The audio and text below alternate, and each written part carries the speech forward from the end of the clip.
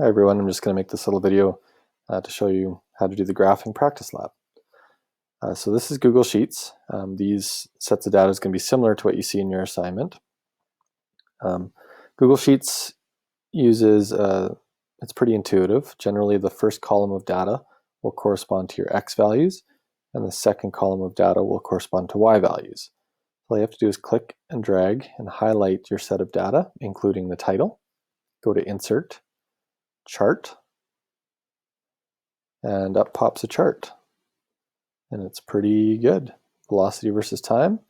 It's got your Y values, so all these velocities, and it shows the time on the bottom. If you want to change your type of chart, you move over to the right. You can click, scatter. This shows the area underneath if you want. Bar chart. Now anything to do with time generally is best shown in a line graph.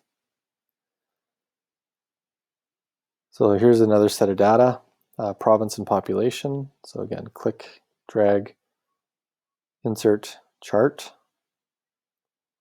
And a line chart's probably not best for this data because the population isn't really, you can't go in between provinces. You're either in Nova Scotia or Quebec or in Ontario.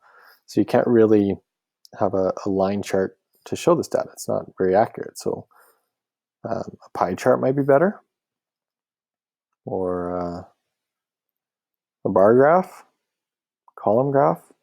Any of those are probably better showing the population differences between the provinces.